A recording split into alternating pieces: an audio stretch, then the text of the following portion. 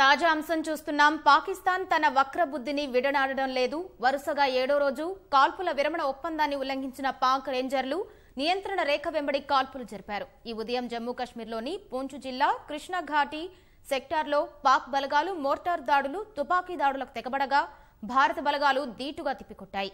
పాక్ బలగాలు సరిహద్దుల వెంబడి పౌర ఆవాసాలనే లక్ష్యంగా చేసుకుంటున్న నేపథ్యంలో రాజౌరి, పూంచ్ జిల్లాల్లో సరిహద్దుకు 5 కిలోమీటర్ల లోపు విద్యాసంస్థలను తాత్కాలికంగా మూసివేశారు.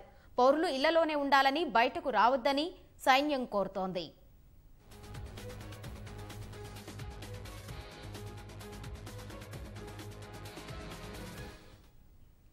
పాకిస్తాన్ తన వక్రబుద్ధిని విడనాడడం లేదు. వరుసగా 7వ రోజు కాల్పుల విరమణ ఒప్పందాన్ని ఉల్లంఘించిన పాక్ రేంజర్లు నియంత్రణ రేఖ వెంబడి కాల్పులు జరిపారు. ఈ ఉదయం జమ్మూ కశ్మీర్లోని పూంచ్ జిల్లా కృష్ణఘాటీ సెక్టార్లో పాక్ బలగాలు మోర్టారు దాడులు, తుపాకీ దాడులకు తెగబడగా భారత బలగాలు ధీటుగా తిప్పికొట్టాయి.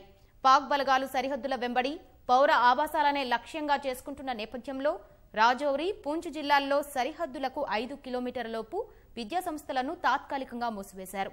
పౌరులు ఇళ్లలోనే ఉండాలని, బయటకు రావద్దని సైన్యం కోరుతోంది.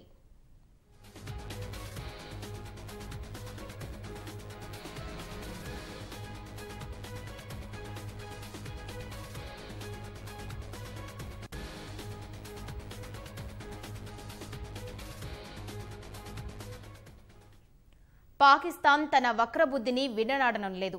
వరుసగా 7వ రోజు కాల్పుల విరమణ ఒప్పందాన్ని ఉల్లంఘించిన పాక్ రేంజర్లు నియంత్రణ రేఖ వెంబడి కాల్పులు జరిపారు. ఈ ఉదయం జమ్మూ కశ్మీర్లోని పూంచ్ జిల్లా కృష్ణఘాటీ సెక్టార్లో పాక్ బలగాలు మోర్టారు దాడులు, తుపాకీ దాడులకు తెగబడగా భారత బలగాలు ధీటుగా తిప్పికొట్టాయి.